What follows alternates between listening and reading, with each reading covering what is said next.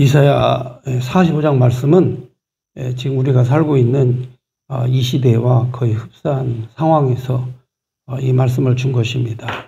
많은 이스라엘 백성들이 힘들어하고 어렵고 고통을 당하는 것은 그 우상을 섬겼기 때문에 하나님께서 진노하시고 심판하시기 때문에 어려움이 생긴 겁니다. 그래서 이스라엘 민족들이 바벨론 포로로 끌려가고 그리고 거기에서 또다시 해방이 되는 이러한 과정을 통해 역사적 과정을 통해서 하나님께서는 나는 여호와다 하는 것을 이제 가르쳐 주시는 거죠. 이제 성경에 보면 창세기에 그런 내용들이 잘 나와 있습니다. 여러분들 하나님이 계시지 않으면 아담과 하와가 낳은 아들이 있죠. 형제들이 서로 싸우고 죽입니다. 돌로 쳐서 죽이죠. 그게 분노가 가득 차고 화해하지 못하면 살인 사건이 일어나는 겁니다. 하나님께서 지금 우리 그 나라도 어렵고 힘듭니다. 왜 그러냐면 그동안에 대한민국이라는 이 나라가 세워질 때 그 수십 년 동안에 쌓아왔던 그런 모든 질서, 국법 질서가 하나씩 지금 무너지고 깨지고 그리고 이제 쪼개지고 분열되고 나눠지고 그래서 모든 국민들도 생각이 하늘과 땅 차이로 달라요. 그러니까 이렇게 말하면은 좌편향적인 사람하고 보수적인 사람하고의 생각 자체가 틀립니다. 생각이 전혀 달라요. 그만큼 우리 민족이 분열이 됐다. 이렇게 힘들다 하는 거죠. 여러분, 이 화해하지 못하면 결국은 살인입니다. 이게 뭐냐면 성경의 법이에요. 그러니까 아담과 하와가 낳은 두 아들이 가인과 아벨이 서로 화해하지 못하고 증오하고 분노하고 미워하면 반드시 돌로 쳐 죽이는 이런 사건이 생기는 거죠. 그런데 이제 하나님이 개입하시면 하나님이 함께 하시고 여호와가 계시면 상황이 달라집니다. 예를 들어서 야곱과에서도 분노하고 서로 싸우고 그랬죠. 여러분 잘 아는 에서가 분이 일어나가지고 동생을 쳐 죽이려고 하죠. 왜 그러냐면 그 장자의 고난도 뺏어가고 그리고 자기를 속이고 아버지에게 거짓으로 축복받고 그리고 자기 장자의 직분을 팥죽으로 팔아먹고 그 행위를 보면은 쳐 죽이고 싶죠. 근데 하나님께서 개입을 하시면 다시 화해를 합니다. 여러분 잘 알다시피 야곱이 때를 이루어서 형에게 다시 돌아올 때 형하고 몸을 어긋맞대서 껴안고 화해를 하죠. 그러니까 이 증오하고 미워하는 것과 화해하는 것과 여기 하나님이 계시는 거죠. 하나님이 계시지 않으면 우리 마음속에 분노만 가득하죠. 증오만 가득하죠. 미움만 가득하죠. 그러나 하나님이 계시면 역사가 이루어진다는 거죠. 나중에 보면 그렇습니다. 요셉도 형들에 의해서 팔렸죠. 형들에 의해서 팔려가지고 애굽으로 노예로 끌려갔죠. 하지만 나중에 형들을 만나서 요셉이 한 얘기가 있죠. 나를 애굽에 판 것은 형들이 한 것이 아니라 하나님이 하신 일이다. 그러니까 하나님께서 하시는 역사적 사건이라는 거죠. 그러니까 모든 그런 역사적 해석을 하나님이 하신다고 해석하는 것은 그게 믿음이에요. 내 팔자가 왜 이런지 모르겠다고 생각하면 그건 믿음이 없는 겁니다. 내가 왜 이렇게 고난을 받는가? 내가 왜 이렇게 어려운가? 이렇게 생각하는 사람은 이런 사람들은 한마디로 얘기해서 하나님이 없습니다. 아무리 고난을 받아도 아무리 힘들어도 하나님이 개입하시고 하나님이 함께 하시면 서로 화해할 수 있고 하나가 될 수 있습니다. 자, 이게 성경의 역사인데요. 이스라엘 민족들이 지금 이 다윗의 왕국으로부터 시작해서 쭉 내려오다가 606년쯤 와가지고 바벨론의 침공을 받습니다. 바벨론 침공을 받고 나라가 망해요. 나라가 망해서 이스라엘 민족이 70년 동안 노예로 끌려갑니다. 다 끌려가요. 하나님의 약속의 시간이 됐습니다. 70년이 됐을 때 누가 나오느냐? 고레스 대왕이 나오죠. 고레스가 나오는데 고레스는 하나님 모르는 사람입니다. 하나님 모르는 사람이라 할지라도 하나님께서 그를 택해서 하나님의 민족을 살리시는 그 역사를 이루어내시는 거죠. 여러분 철학에서도 아포리아라는 단어가 있습니다. 이 아포리아라는 단어는 헬라에서 나온 건데 아포리아는 길이 없다는 뜻이에요. 걸어왔는데 앞에 길이 없어요. 그냥 절벽에 서 있는 거죠. 자, 길이 없을 때, 아포리아였을 때, 자, 이때 인간이 해결할 수 있는 방법이 있어요. 그게 바로 뭐냐? 자기 포기하는 겁니다. 자, 이제부터는 주님이 이끌어 가시는 대로 가겠습니다. 내가 이렇게 걸어가다가 앞에 길이 없다. 그러면 그다음부터는 누가 이끌어 가시느냐? 주님이 내 인생 이끌어 가시면 된다. 그러니까 지금 여기에서 이스라엘 민족들이 바벨론 포로로 끌려가고 그리고 거기에서 고레스라는 왕이 태어나서 하나님을 알지도 못하는 왕이 태어나서 하나님이 너희를 이끌어 가실 것이다 하는 거죠. 자, 이런 내용들은 여러분 그렇습니다. 이 야곱이 형 에서와 싸우고 그리고 결국은 죽음을 피하여 도망을 갈 때 하나님께서 야곱에게 나타나셨어요. 네가 어디를 가든지 내가 너와 함께하고 너를 다시 이곳으로 돌아오게 하며 때를 이루어 돌아오게 하겠다. 너는 아브라함과 이삭과 야곱의 하나님이 너를 지켜줄 것이다. 자, 이런 약속이죠. 그러니까 갈 길이 막막하죠. 막막한 갈 길이지만 진짜 아프리하죠. 그렇지만 하나님이 길을 이끌어 가셔서 예비해 주시더라. 이게 성경의 내용이고 우리 삶의 그런 내용들입니다. 그러니까 내가 하나님 앞에 찬양드리는 삶을 사는 사람들은 여호와 하나님 항상 개입되어 있어요. 그러나 항상 불평과 원망이 있는 사람은 하나님이 안 계셔요. 그리고 내 생활이 정말 절망에 빠졌다. 이스라엘 민족들이 70년간 바벨론 포로로 끌려가서 희망이 보이지 않을 때 하나님께서는 고레스라는 사람을 통해서 구원의 역사를 이루어 가신다는 거죠. 우리 대한민국도 마찬가지죠. 대한민국도 어떻게 보면 공산 전체주의자들이 나라를 다 장악하고 지금까지 세워놨던 헌법 다 무너뜨리고 그리고 자기 나름대로 그들이 새로운 나라를 건설한다. 하지만 그러나 보수 그리고 나라를 지키고자 하는 애국 그런 시민들은 피눈물을 쏟고 있죠. 정말 피눈물이 날 지경이죠. 그런데 하나님께서 이러한 상황에 갔어도 고레스와 같이 하나님이 정의로운 통치자를 세워서 하나님께서 쓰신다는 거죠. 나라와 민족을 위해 구원의 역사를 이루신다. 근데 누구를 통해서 하시느냐? 전혀 생각지도 못했던 고레스라는 왕이 나와서 구원의 역사를 이룬다 하는 거죠. 자, 그러면 이 내용을 이제 고레스가 누구냐? 자, 이걸 알려면 이 역사적인 내용을 좀 살펴봐야 되는데 역사적 내용을 보면 그렇습니다. 이거 없어요? 여기 있다. 자, 고레스라고 하는 사람을 알려면 이스라엘 민족들의 역사를 잘 이해를 좀 해야 됩니다. 자, 여기 가나안 땅이 있고 아수르라는 강국, 니느웨가 수도인 아수르라는 강국이 북이스라엘을 공격했습니다. 720년 BC. 그래서 이 나라가 멸망했어요. 그 다음에 이쪽에 바벨론이라는 나라가 유다를 공격했어요. BC 606년. 자, 이렇게 해서 이 아수르는 바벨론에 의해서 망했어요. 그런데 하나님께서 여기 파사라는 제국, 파사. 이 파사가 어디냐면 지금 이란입니다. 이란. 바벨론이 어디냐? 지금 이라크예요. 그 다음 아수르가 어디냐? 지금 시리아. 아시리아. 자, 이런 강국들 때문에 이스라엘 민족들이 606년 포로로 바벨론에 끌려갑니다.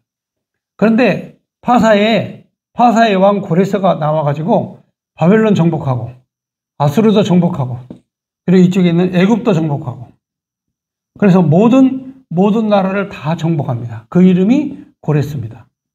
이 고레스가 왕으로 즉위하자마자 538년 이스라엘 민족들을 다 해방을 시킵니다. 이스라엘 민족들이 해방이 돼요. 그래서 다시 바벨론 포로로 끌려갔던 자들이 전부 다 이스라엘, 유다로 귀환을 하게 되죠. 자, 이 내용이 지금 현재 이사야 45장에 있는 내용입니다. 그런데 이 고레스가 누구냐? 하나님을 섬기는 자가 아니에요. 하나님을 모르는 자입니다. 하나님 모르는 자지만 하나님께서 이를 들어서 기름 부어서 쓰시는 거야.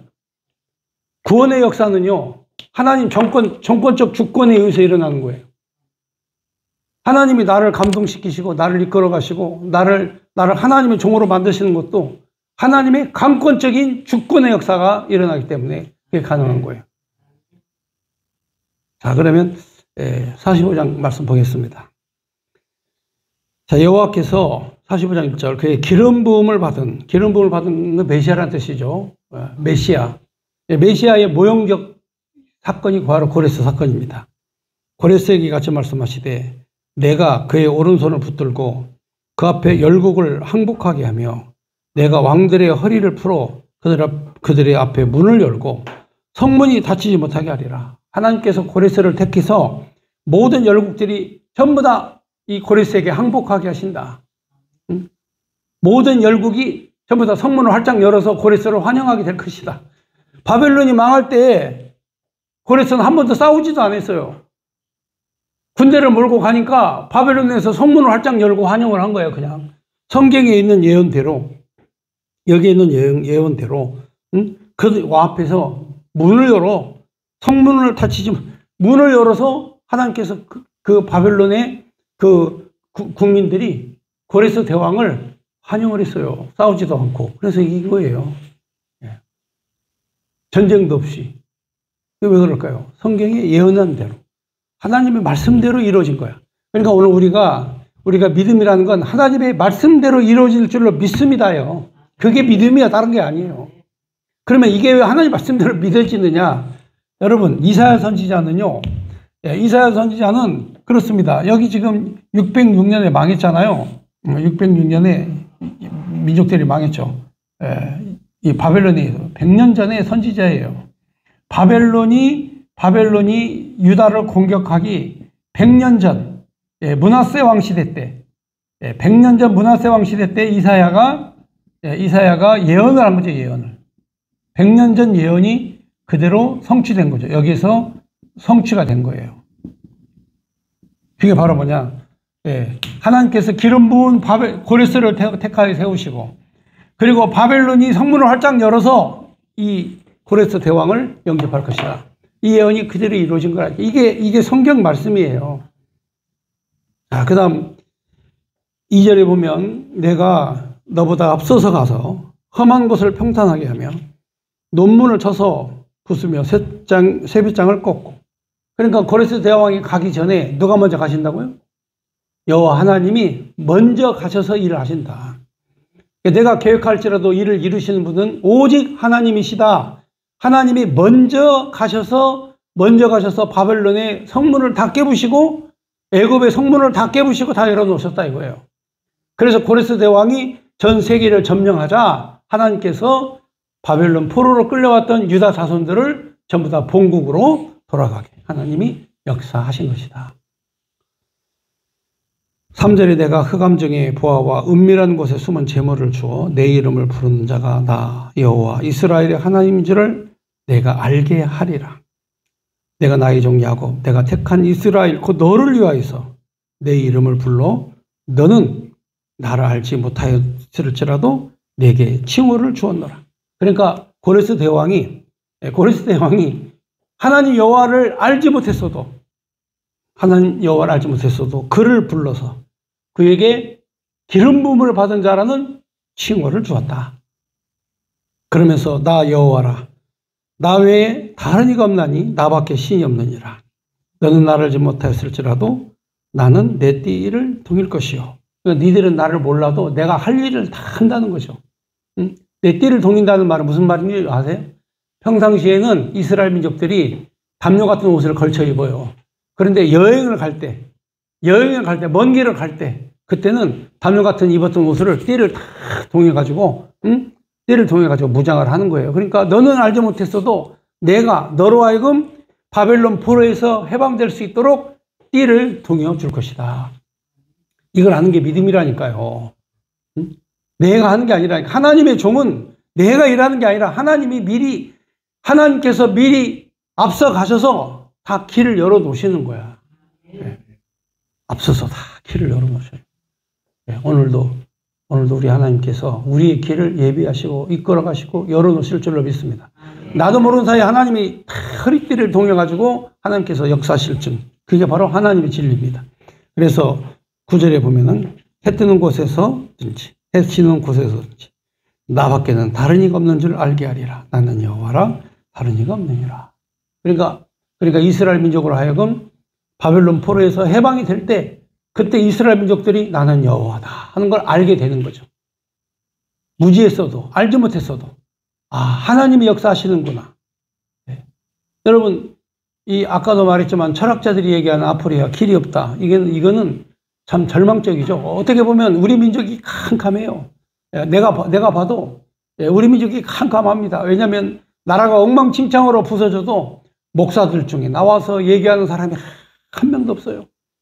과거에 군사 속죄 때는요, 뭐 문익환 목사라든지 뭐 이런 목사들이 나와가지고 막 목소리를 내고 막 목숨을 걸고 싸우고 막 그랬지 않습니까? 지금은 이 공산 이 세력들이 나라를 장악했는데 목숨 걸고 싸우는 사람이 없어요. 네, 광화문에 있는 정광훈 목사 외에는 뭐 없습니다. 사람들이 그냥 침묵하고 입 다물고 교회 그냥 수만 명, 수십만 명 모이는 교회 목사들도 다 침묵하고 그냥 눈치만 보고 있고, 여러분 이런 상황이죠. 이거 지금 큰일 났어요. 그런데 하나님께서 고레스라는 사람을 보내가지고 길을 열어주신다니까. 여러분 이스라엘 민족들이 애굽에서 출발해서 탈출해서 나와가지고 홍해 앞바다 갔을 때 길이 막혔잖아요. 아포리아잖아요. 근데 하나님께서 어떤 역사를 이루시냐? 모세를 통해서 바다를 가르치는 역사를 이루는 거야. 이게 하나님의 역사와 하나님의 능력과 하나님의 권능이에요. 하나님이 이렇게 일하시는 거예요. 그러니까 오늘 우리도 하나님께 할렐루야 찬양을 드려야 돼요. 이명박 때에도, 박근혜 정부 때에도, 윤석열 정부 때에도, 그리고 또 이번에 문재인 정부 때에도, 그리고 이재명 정부 때에도 하나님께서 하셔야만 이 나라가 사는 거지, 하나님이 역사 안 하시면 이 나라가 되겠습니까? 문제는 그렇습니다. 박근혜 때나, 그때는 이명박 때나 노무현 때나 김대중 때는 교회를 박해하지는 않았어요. 교회를 공격하지 않았어요. 근데 지금은 교회도 공격하는 그런 시대예요. 특별히 운정참정교회 같은 경우 지금 애들을 가리키는 그 교회, 그 목사를 MBC에서 엄청 공격하거든요. 말도 못하게 공격해요. 자, 그럼에도 불구하고 지금 이런 동료 목사들이나 주변에 있는 목회자들이 아무런 말을 하지 않고 침묵하고 있어요. 교회가 없어질 상황까지 갔는데도 불구하고 좀 대단한 일을 하는 거예요. 하나님이 뒤에서 보이지 않게 하시는 거, 하나님께서. 지금 이 교회를 통해 하나님이 행하실 계획이 있으셔. 우리 교회를 통해서 하나님이 행하실 계획이 있으시다. 자, 우리 교회가 지금 현재 장차 큰 역사를 이룰 하나님의 종을 길러내고, 우리 이호진 전도사님입니다. 정국 집사님입니다. 다 하나님의 종들 아닙니까? 장로님 연로에도 다 하나님이 부르신 우리의 많은 성도들, 우리 교회 성도들이 다 하나님의 종이고 기름 부음을 받아 하나님의 영광된 일을 좀 행하려고 하는 거 아니에요? 근데 이게 사람 힘으로 되는 게 아니라 만군의 여호와께서 역사를 이루셔서 너희는 나를 여호와인 줄을 알게 할 것이다. 자, 그 다음 6절에 보면 해 뜨는 곳에서든지 지는 곳에서든지 나밖에 다른 이가 없는 줄을 알게 하리라. 나는 여호와라. 다른 이가 없느니라. 나는 빛도 짓고 어두움도 창조하며 나는 평안도 짓고 환란도 창조하며 하나니 나는 여호와라. 자, 이 모든 일을 행하는 자니라 하였노라. 하나님께서 밝은 세상도 주시고 어두운 삶도 주시는 거죠. 이게 하나님이 지으신 거라는 거죠. 사람이 살다 보면 불행해질 때도 있어요. 사람이 살다 보면 힘들고 어려울 때 있어요. 고난을 만나서 아포리아까지 갈 때가 있어요. 갈 길이 없을 때. 자, 이때 하나님께서 어두움도 지시고 햇볕도 지신다고 그랬잖아요. 근데 이 모든 것들이 바로 뭐냐? 너희가 나를 여호와인 줄을 깨달아 알게 하려는 하나님의 섭리다, 이 말이죠. 그러니까 여호와 하나님이 개입하시면 그의 믿음이야. 여호와 하나님이 계시지 않으면 그거는 불평과 그리고 살인과 전쟁과 싸움이야. 하나님께서 그렇잖아요. 꼭 전쟁을 해야 될 사람도 살리시잖아. 요셉이 자기 형들 다 때려 죽여야지. 전부 다. 자기를 노예로 팔아먹었으니까. 근데 당신들이 하신 게 아니라 하나님이 하셨다고 해석을 하잖아요. 그 하나님께서 영광 받으신 거야. 그래서 형제들과 전쟁하지 않고 화해하고. 에서도 마찬가지죠. 에서도 장자의 명분을 팔아먹고 거짓말하고 사기치고 해가지고 이 분노가 가득 찼지만 야곱이 돌아왔을 때 크게 안고 서로 울고 말이죠. 그게 화해죠. 따뜻한. 그래서 거기에서 이스라엘 민족이 태어난 거 아닙니까? 그런데 아담과 하와의 아들 가인과 아벨은 화해가 없었어요. 그들은 증오와 미움만 있었지 끌어안고 엉엉 울면서 하나님 여호와를 찬송하지 못했어요. 결국은 살인사건으로 끝나는 거죠. 그러니까 증오와 미움이 계속 삭히면 대화가 단절되면 그거는 전쟁이고 그거는 지옥이고 그거는 살인이고 이런 일로 다 연결되어져 가는 거죠. 자, 우리 가정도 마찬가지죠. 가정도 평화롭게 증오하고 미워하고 그러지 말고 화해하고 연합하고 하나로 뭉치는 그게 가정 아니겠습니까?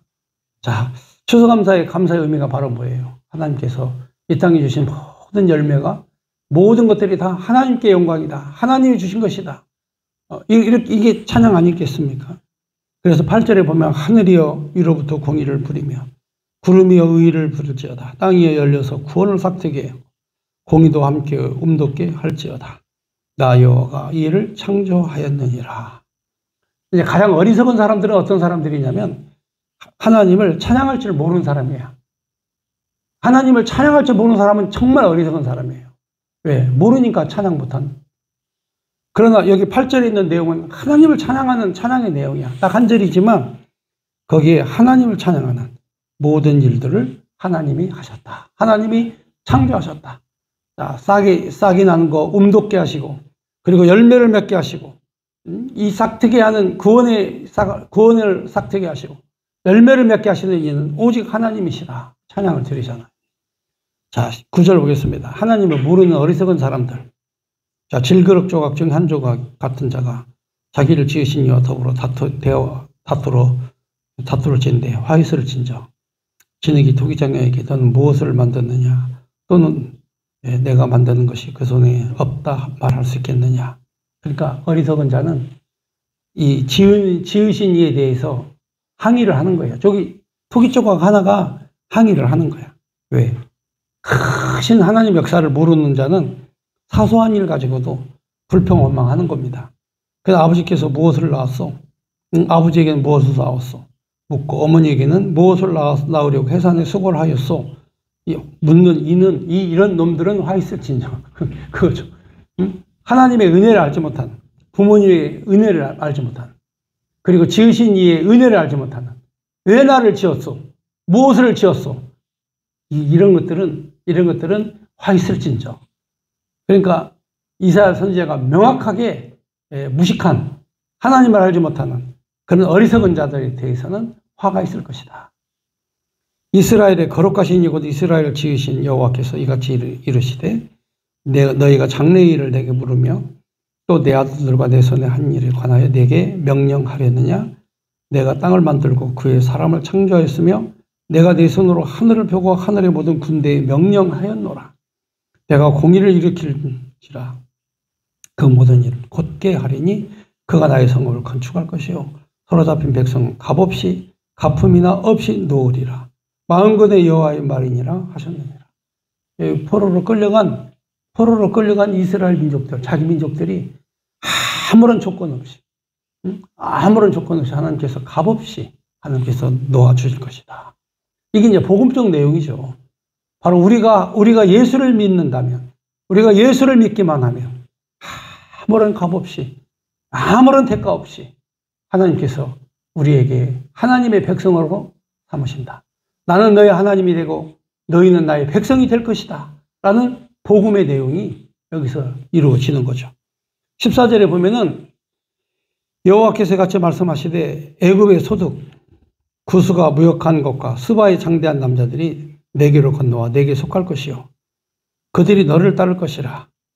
사슬에 매여 건너와 내게 굴복하고 간구하기를 하나님이 과연 내게 계시고 그 외에 다른 하나님이 없다 하리라 하시니라. 구원자 이스라엘의 하나님이여 진실로 주는 스스로 숨어 계시는 하나님이시니이다. 우상을 만드는 자는 부끄러움을 당하며 욕을 받아 다 함께 수욕 중에 들어갈 것이로되 이스라엘 여호와께 구원을 받아 영원한 구원을 얻으리니 이스라엘은 여호와로 말미암아 구원을 받아 영원한 구원을 얻으리니 너희가 영원히 부끄러움을 당하거나 욕을 받지 아니하리로다. 이게 복음 내용을 지금 설명하는 거죠. 하나님이 구원할 자는 영원토록 부끄러움을 당하지 않게 하신다. 대저 여호와께서 같이 말씀하시되 하늘을 창조하신 그는 하나님이시니 그가 땅을 지으시고 그것을 만드셨으며 그것을 견고하게 하시되 혼돈하게 창조하지 아니하시고 사람이 거주한 그것을 지으셨으니 나는 여호와라. 나 외에 다른 이가 없느니라. 여기 보면 혼돈에게 혼돈하게 창조하지 아니하셨다. 지금 하나님께서 처음에 이스라엘 그 민족을 선택하실 때에도 하나님이 없는 것을 있는 것으로 만드셨죠. 아브라함을 택하실 때 하나님께서 선민으로 삼으셨죠. 원래는 이방 민족이었죠. 여러분, 이 창조하다라는 뜻이 야다라는 말입니다. 히브리어로. 이게 바로 뭐냐? 하나님을 알다. 어두운 곳에서 혼돈한 곳에서 질서를 회복하다. 그게 창조예요. 그러니까 땅이 혼돈하고 흑암이 깊음이 있고 하나님의 신이 수면에 운행하실 때 땅이 혼돈한 상태에서 하나님께서 창조하셨다. 뭔 질서를 회복하셨다는 뜻이에요. 그러니까 질서가 없으면 혼돈이에요. 자, 오늘 여기 마지막 19절에 나는 감추어진 곳과 캄캄한 땅에 말하지 아니하였으며 야곱의 자손에게 너희가 나를 혼돈 중에서 찾으라고 이르지 아니하였노라. 나 여호와는 의를 말하고 정직함을 알리느니라. 이 시대가 왜 힘드냐? 공의와 정의가 없으니까. 왜냐하면 이념은 공의와 정의가 없어요.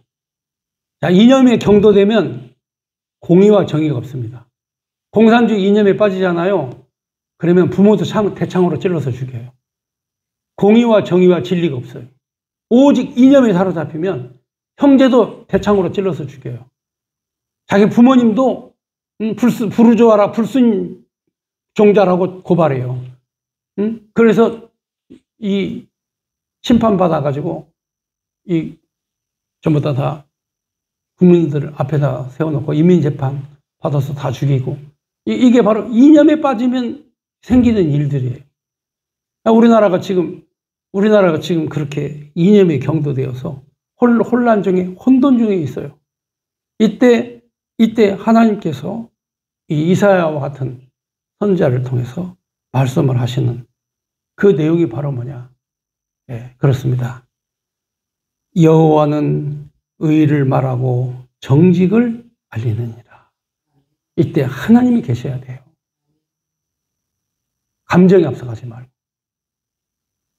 그래서 우리 교회가 해야 될 사명이 바로 그거예요. 우리 교회가 공의와 정의를 바로 세우는 그런 교회가 되도록 여러분들이 함께 노력하고 함께 힘써 주시기를 부탁드리면서 오늘 말씀. 자, 좀 더 남았습니다.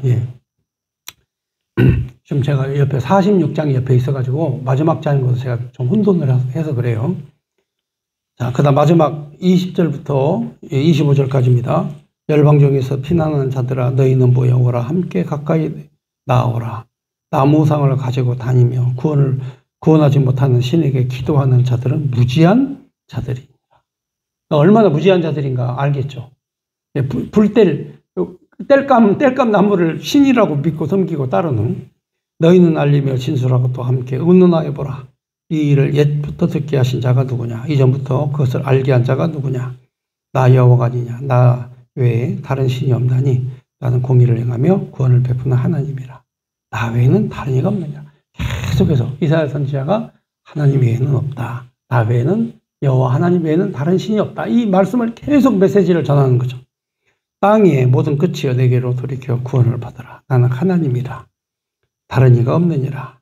내가 나를 두고 맹세하기를 내 입에서 공의로운 말이 나갔은즉 돌아오지 아니하나. 내게 모든 무릎을 꿇겠고 모든 여가 맹세하리라 하였노라. 내게 대한 어떠한 자의 말이 공의와 힘은 여호와께만 있나니 사람이 그에게로 나아갈 것이라. 그에게 노하는 자는 부끄러움을 당하리라. 자, 어떤 자의 말이나 어떤 힘이나 오직 공의와 정의, 공의와 힘은 여호와께만 있다. 그러면서 이스라엘 자손은 나 여호와로 말미암아 의롭다함을 얻고 자랑하리라 하였느니라. 그러니까 하늘과 땅의 조화로 열매가 맺혀지는 것처럼 항상 조화를 이루어야죠. 하늘이 좀만 진노해서 햇빛을 안 주면 열매들이 하나도 없어요. 다 이상하게 생겼어. 하나님이 또 하늘에서 비를 몽땅 주면은 열매들이 다 불러 터져가지고 요상한 것들만 나와. 하나님께서 또 적당한 온도와 기온과 햇빛을 주셔서 하나님께서 이 땅에 열매를 맺게 하셔야 아름다운 열매가 맺혀지는 거예요. 감사라는 게 추수한 곡식을 통해 하나님 앞에 감사하는 이 수장절의 하나님의 의미는 그렇습니다. 하늘과 땅이 조화를 잘 이루어서 우리에게 공의와 정의를 행하시는 하나님을 보여주시는 거예요. 그러니까 뭐 추수감사 해가지고 하나님 앞에 뭐 특별히 뭐 우리가 할 일이 있습니까? 그냥 우리는 항상 하나님 앞에 감사. 왜 그럴까요? 이 생명 주신 것 감사. 저도 이렇게 보면은 제 친구들 중에 미리 아버지 나라 가는 사람들이 많아요.